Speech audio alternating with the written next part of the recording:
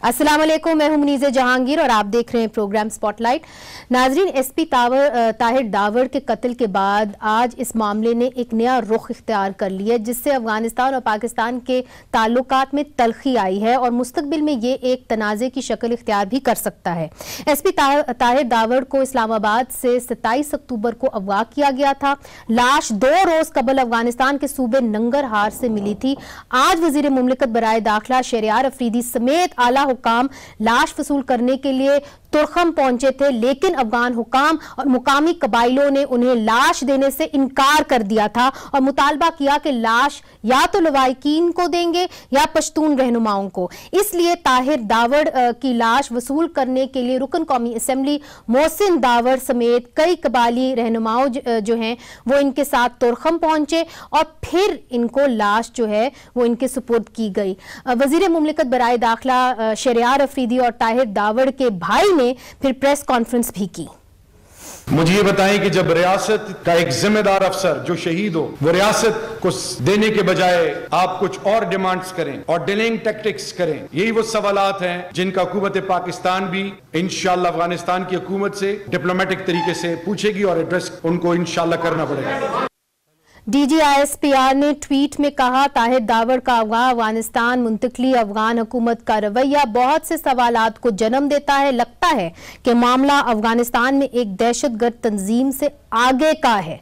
दफ्तर खारजा की जारी करदा प्रेस रिलीज के मुताबिक पाकिस्तान का सरकारी वफ्द अफगानिस्तान से लाश वापस पाकिस्तान लाया।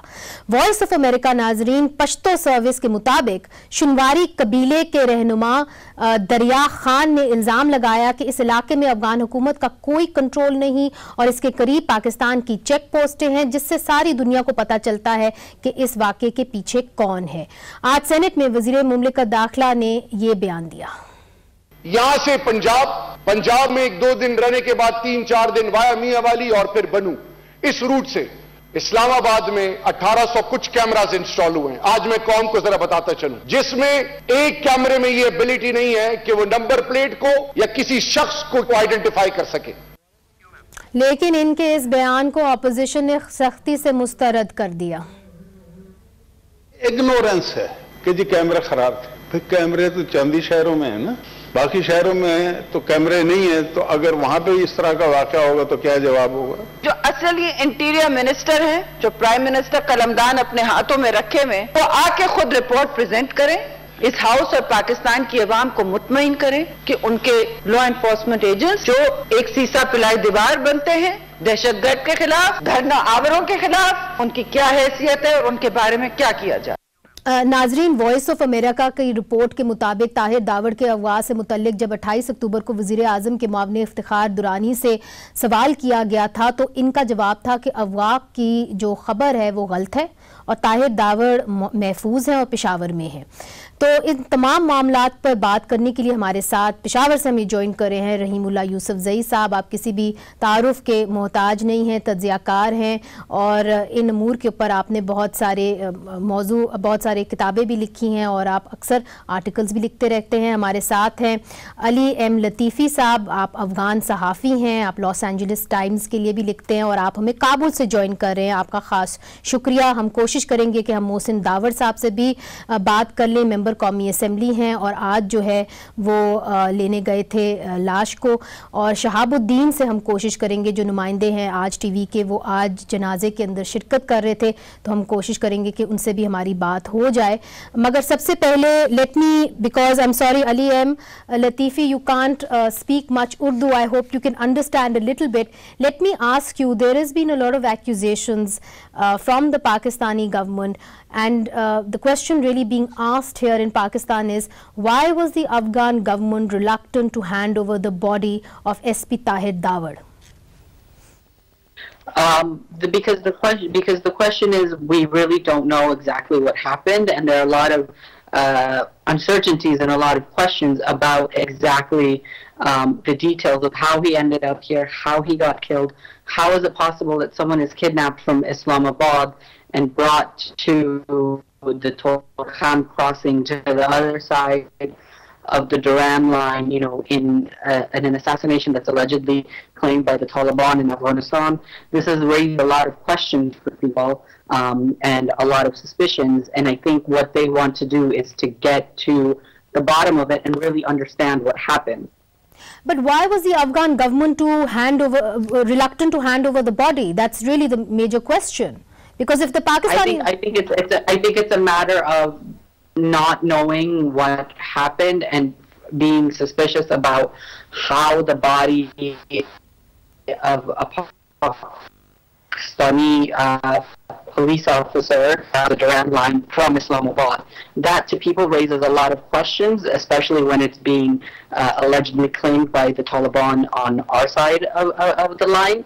And so I think it's just one of those things of what really happened, what really transpired. What are they saying? What is the speculation in Kabul at the moment? What are they? I mean, you know what the speculation is going to be. The speculation, you know, there's always rumors and conspiracies and things like that, and I'm sure you know what those rumors and conspiracies are. But I think more than anything, it's just a question of, you know, how did this guy end up all the way here from Islamabad? Because that's not, it's not as if... Okay, that's a fair question. It's not as if...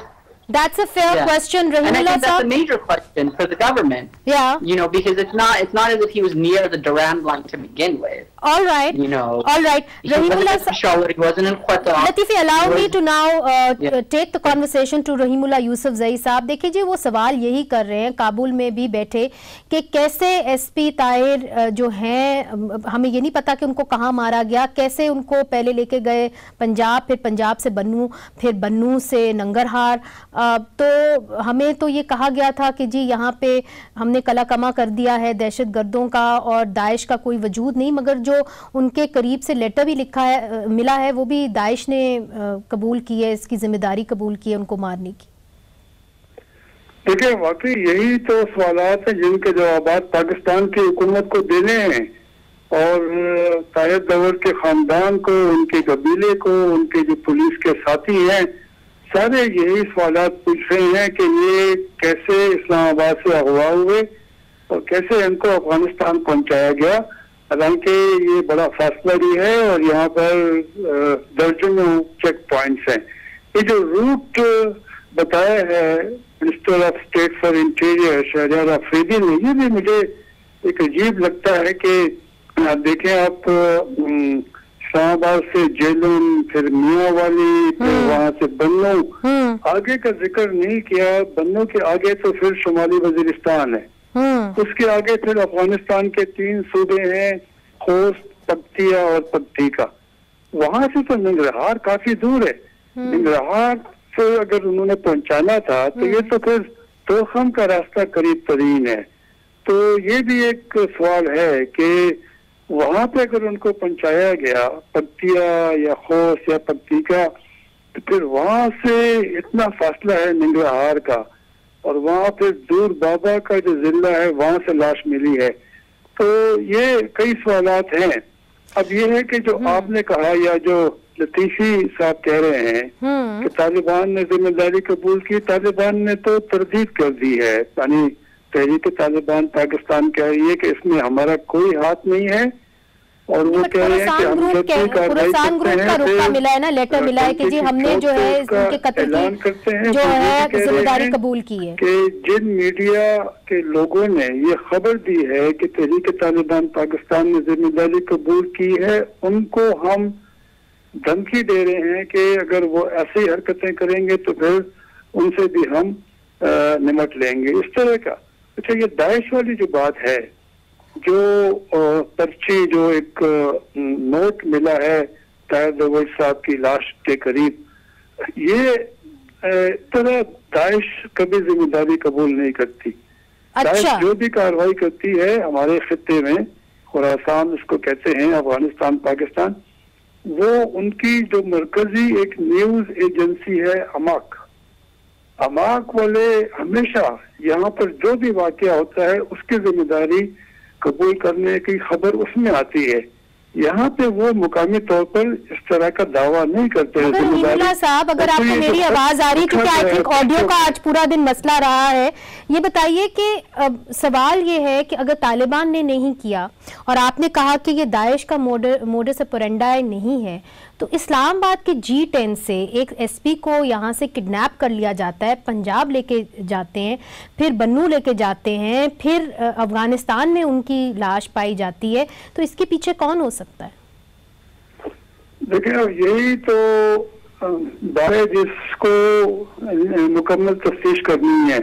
ये जो वज़ीर-ए-आज़म ने bill आखिर आज ये फौरी inquiry का हुक्म दिया है, ये तो पहले देना चाहिए था। अब ये हुकूमत की जिम्मेदारी है, पाकिस्तान की हुकूमत, और इसके लिए अगर अफगानिस्तान की हुकूमत मान ले और मिलकर कोई तफ्तीश करें तो उसका ज्यादा फायदा होगा कि ये लाश अफगानिस्तान कैसे पहुंची। ये आपने अच्छी तजवीज दी है रहीमुल्लाह साहब, आपने अच्छी तजवीज दी है कि पाकिस्तान और अफगान हुकूमत को इकट्ठे मिलकर तफ्तीश करनी चाहिए, मगर यहाँ पे मामला तो बिगड़ते ही चले जा रहे हैं और एक तरीके से जो ब्लेम गेम है, जो माजी का हिस्सा बन गया था, वो फिर से सामने आ रहा है। नाज़रीन, छोटा सा वक्फा लेते हैं और वक्फे के बाद हम शहाबुद्दीन से पूछेंगे जो पेशावर में मौजूद हैं कि ये क्या माजरा है।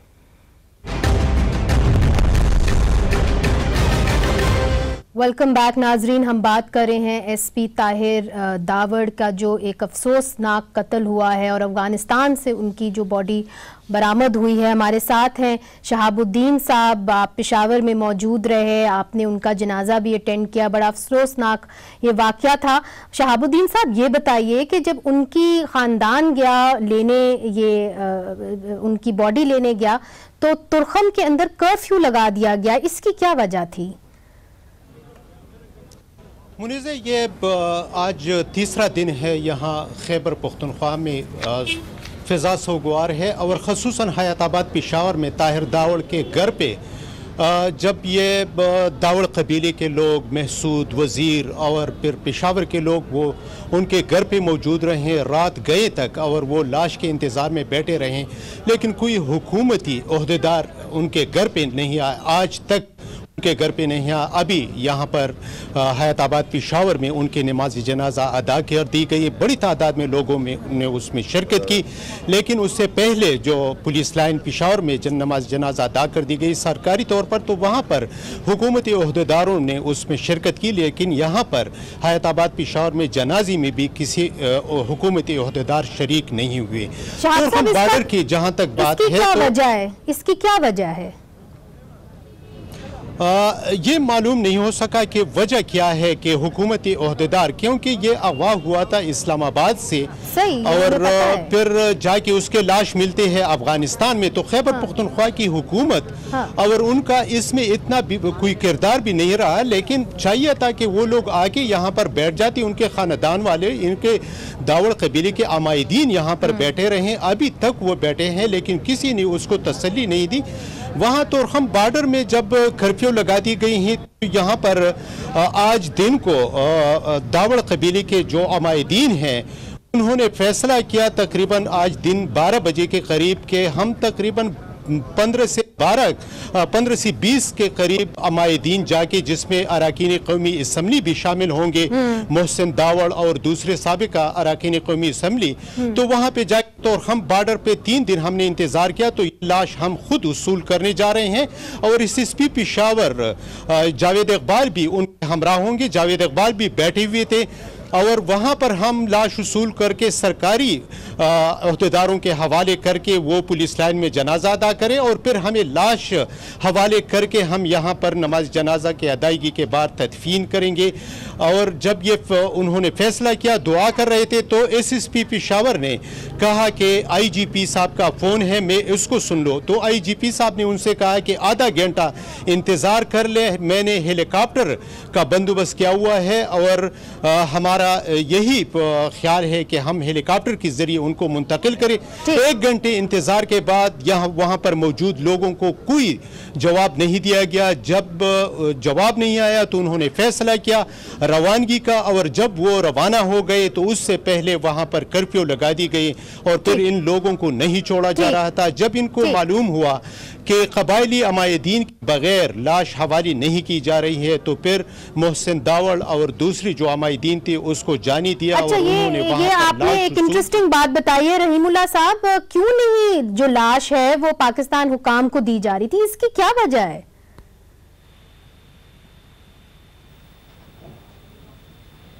रहीमुल्लाह साहब, आपको मेरी आवाज आ रही है?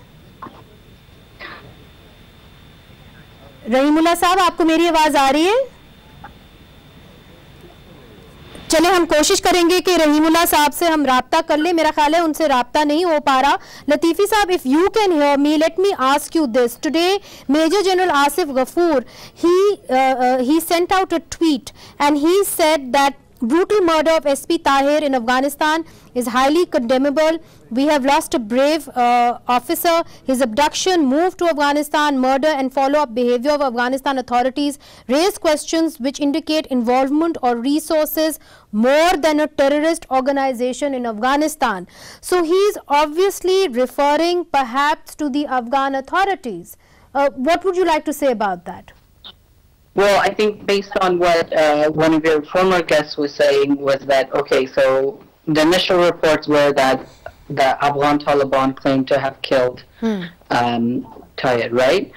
And now it's saying that Daesh is the one claiming responsibility for it. So if the general is saying that our government, that the Afghan government, you know, had some kind of an involvement in it, now I could imagine from Kabul's side, there's suspicion in the sense that whether, let's say, it's the Taliban or Daesh, the question is how did they get to Islamabad, or if they themselves aren't in Islamabad, then are they allied to some kind of a mafia in Islamabad who is able to kidnap him, then bring him all the way, as the other guest said, didn't go from Islamabad to Khost or Paktia or Paktika, which is much closer, but all the way to Nangarhar on the other side of the Durand line. Yes, I think you're talking about Rahimullah Saab. We are trying to get him on the line, and it's important. I'll request the producers to get him on the line because he understands the topic very well. I think the problem is that there's so much mistrust between our two countries that, you know, this is a perfect example of it, because I feel like both Islamabad and Kabul see their own government's involvement or their own sort of armed opposition or terrorist groups' involvement in these suspect things. All right, Latifi, tell me one thing. Nangarhar province, is there a presence of Daesh, what we call it, or ISIS? Yes. Yes. And Taliban, and how much control does the Afghan government really have over this province? You know, there are several districts where they do definitely have control, but there are several districts, including ones near the Durand line, where the Taliban and Daesh do have a large presence, and where they are able to operate, and where they have been targeted in attacks. So in terms of that, in Nangarhar, both groups definitely have a presence. And actually, Nangarhar is one of the 2 or 3 provinces in the country that it's actually pretty much verifiable that Daesh has a presence, right? The other ones would be in the north, and then Nangarhar in the east. And Nangarhar is where the first actual, collective reports of an actual Daesh presence came from. So both groups definitely have a presence here. All right. That's true. All right. So Rahimullah sahab, जिस तरह ये कह रहे हैं कि यहाँ पे तालिबान भी हैं नंगरहार में, दाइश की भी मौजूदगी है, तो कितना आसान था दाइश के लिए ये, अगर हम मान लें कि जो रुका ये साथ छोड़ा गया है दाइश ने ही कबूल किया है और दाइश ने ही किया है, तो कितना आसान है उनके लिए इधर इस्लामाबाद में आके G10 से एक ऑफिसर को उठा लेना? ये तो लम्हा फिक्रिया है. लेकिन दाइश ने पहले भी पाकिस्तान में कई दहशतगर्दी के वाकयात की जिम्मेदारी कबूल की है, खासतौर पर बलूचिस्तान में. हुकूमत कहती है कि यहाँ पे कोई मुनज़्ज़म मौजूदगी दाइश की नहीं है. दाइश के पास पाकिस्तान में कोई गांव कब्जे में नहीं है, लेकिन उनके हामी, उनके सहूलतकार तो पाकिस्तान में है, और हमारी कुछ यूनिवर्सिटियों में भी उससे लोग मुतासिर हैं और उनकी निशानदेही भी हुई है। अफगानिस्तान में वाकई ये जो सूबा है नंगरहार का, यहाँ पर पहले दाइश नमूदार हुई 2014 में, और अभी भी 2-3 जिले ऐसे हैं बिल्कुल पाकिस्तान की बॉर्डर के पास जहाँ पे दाइश मौजूद है। लेकिन जहाँ पे लाश मिली है दूर बाबा, यहाँ पे हमें कोई इतला नहीं है पहले कि यहाँ पे दाइश है। ये बिल्कुल पाकिस्तान का जो मोमन ट्राइबल डिस्ट्रिक्ट है उसके करीब है। ये मोमन कबीले का इलाका अफगानिस्तान के अंदर, मोमन हमारे यहाँ भी हैं और उनके यहाँ भी हैं। तो ये बड़ी हैरानी की बात है कि ये दाइश वहाँ पर कैसे आ गई। और वाकई जो वो नुस्खा, जो एक नोट लिखा गया है पश्तो में, वो ऐसी कमजोर पश्तो है, और दाइश कभी ये तरीक़ाकार दाइश का नहीं है। अच्छा, ये आप पहले भी कह चुके हैं रहीमुल्लाह साहब। एक और बात भी, जो शिनवारी ट्राइब के मलिक हैं दरिया खान, उन्होंने वॉइस ऑफ अमेरिका को भी इंटरव्यू दिया। And Latifi, I imagine and I can understand that you also understand Urdu. He has given an interview to VOA Pashto, the Shinwari tribe Malik Darya Khan, and he has said Afghan government has no control over this area and Pakistan has a checkpost in this area, which makes it obvious who really is behind this. So again, see, this is going back to what I said earlier, this mutual distrust of both governments towards one another. It is true that the government doesn't have as much control over the areas near the Durand line, especially in the areas where Taliban and Daesh have a presence. I don't think that that's discounted, and I think anyone that tries to claim otherwise is probably not telling the truth.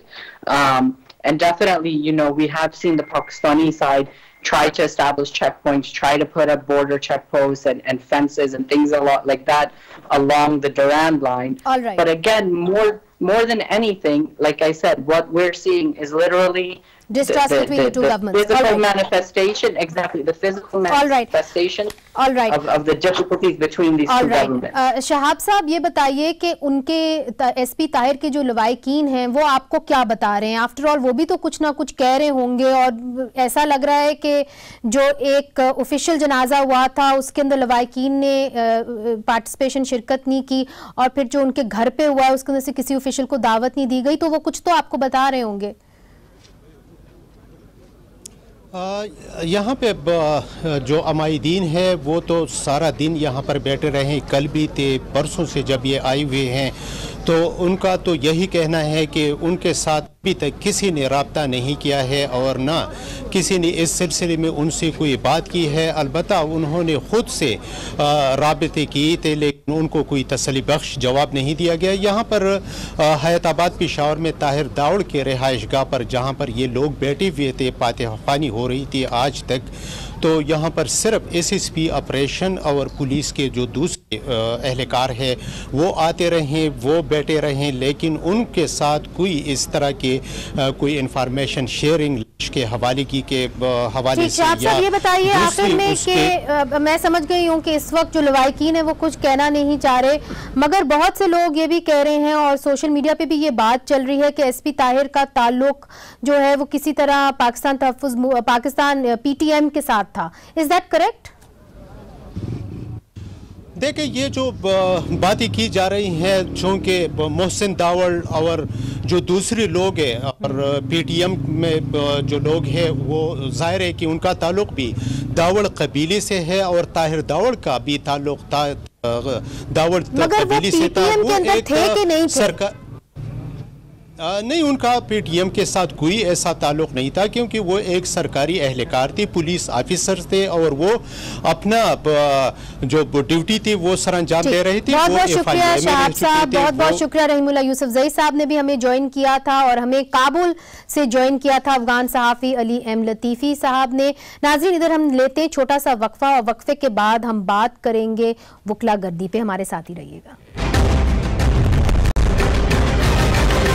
नाजरीन, पाकिस्तान में जैसे नए सूबों के लिए मुख्तलिफ हलकों से आवाजें उठाई जा रही हैं, उसी तरह वकला की तरफ से भी नए बेंचेस की तश्कील के लिए आवाजें भी उठाई जा रही हैं, ताकि आम आदमी को आला अदलिया से इंसाफ के लिए अपनी घर की दहलीज से काफी दूर तक सफर करके ना जाना पड़े।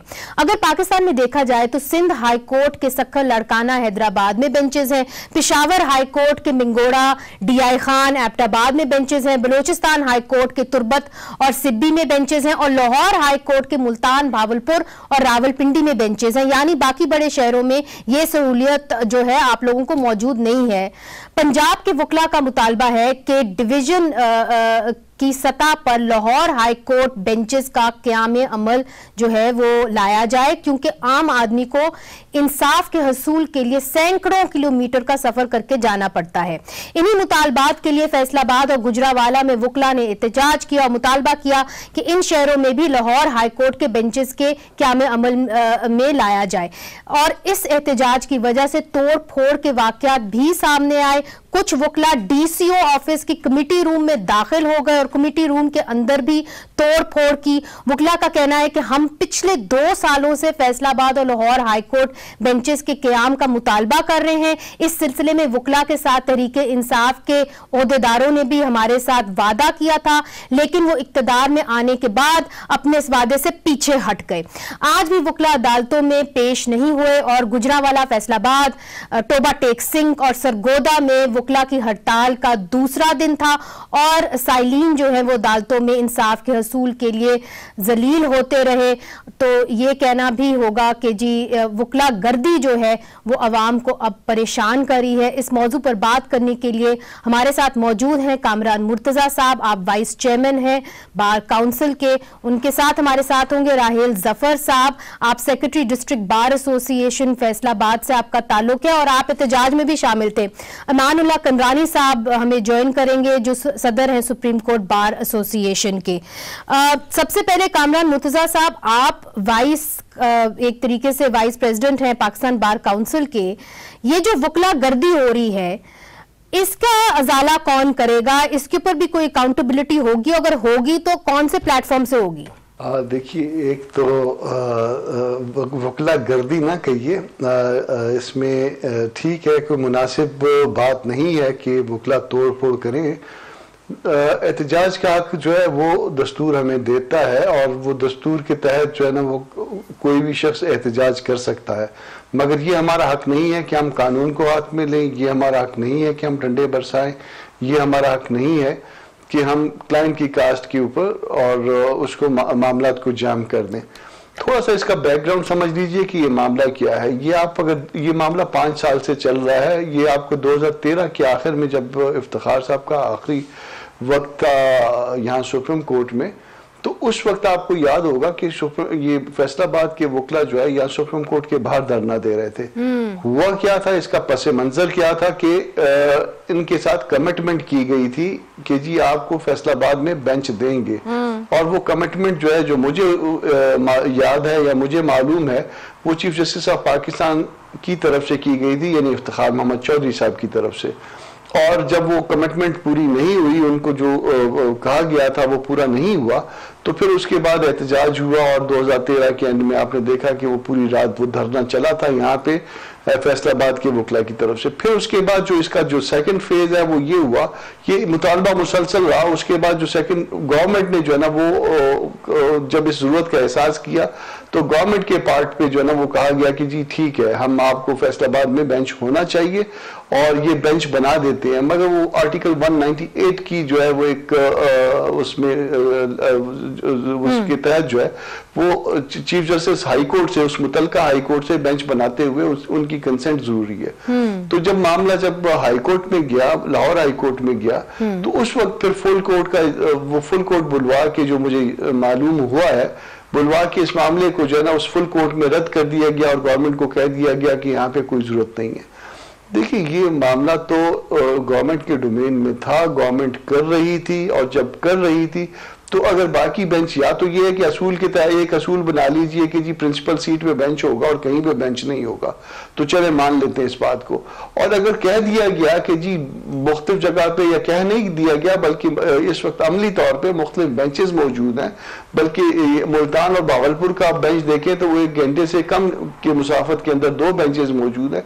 तो यहाँ भी अगर फैसलाबाद में भी अगर कोई बेंच बन जाता तो कोई क़यामत तो नहीं आ रही, वहां पे भी बहुत बड़ी आप सही कह रहे हैं, आप सही कह रहे हैं कामरान साहब कि कोई क़यामत ना आती, मगर रहेल जफर साहब हमारे साथ मौजूद हैं। जिस किस्म का हमने वहां पे, आप कह रहे हैं वकला गर्दी, में इसको ना कहूं मगर मैं आपको बताऊं कि अवाम जो है इसको वकला गर्दी ही कह रही है।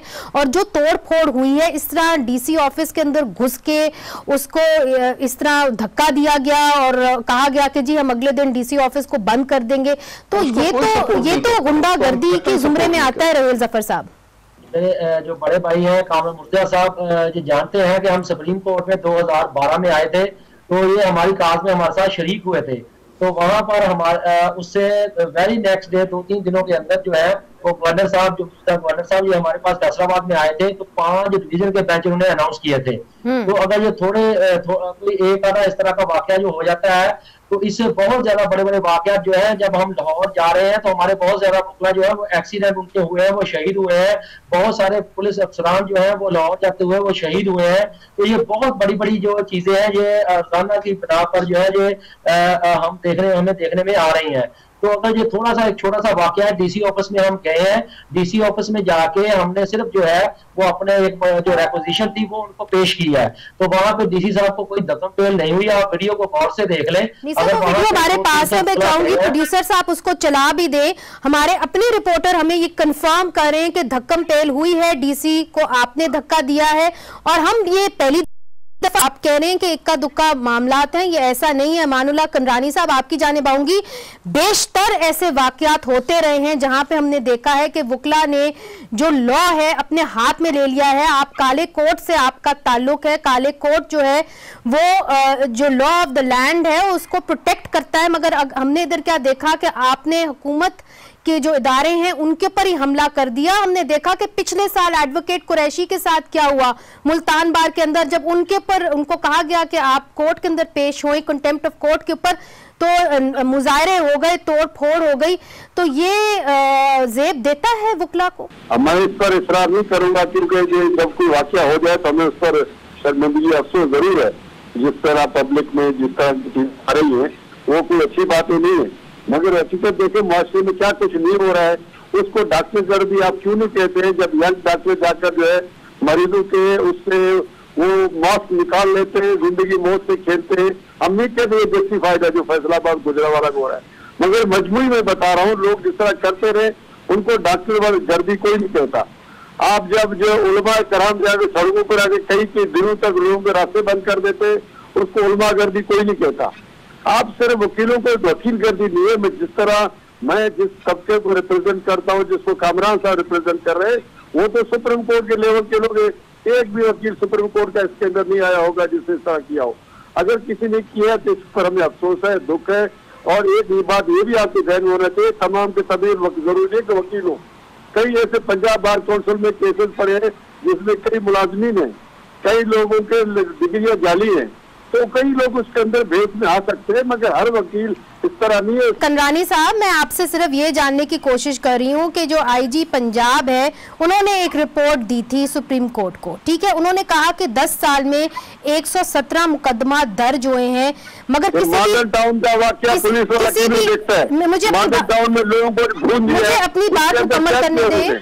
कंडरानी साहब, करता हूँ आप लोग इतने जज्बाती ना हो। कंडरानी साहब, मुझे आप जज्बाती तो आप हो रहे हैं, आप मुझे सवाल की इजाजत ही नहीं दे रहे। आप इंसानी जानों को कोई अहमियत नहीं देते। कुर्सी देखिए, मैं आपसे एक सवाल कर रही हूँ, आप उसका जवाब दे ना दे वो आपके ऊपर है। आप इस वक्त टीवी के ऊपर हैं, आपको सब देख रहे हैं। बात किया ना पुलिस के भी हमने देख लिए क्या क्या। अच्छा कंडरानी साहब, मैंने आपसे ये कहना है कि आईजी पंजाब ने अदालत में एक रिपोर्ट पेश की जहां पे उन्होंने बताया कि 10 साल में 117 मुकदमा दर्ज हुए हैं, ना किसी वकील को कभी सजा दी गई, ना ही उसकी गिरफ्तारी हुई, और सब इंस्पेक्टर जो था पंजाब का उसके ऊपर भी तशद्दुद किया गया। हमें बताया गया कि जी सिटी डिवीजन के अंदर 80 मुकदमा थे, लाहौर कैंट डिवीजन में 11 थे, मॉडल टाउन में 14 थे, सिविल लाइन में 12 थे।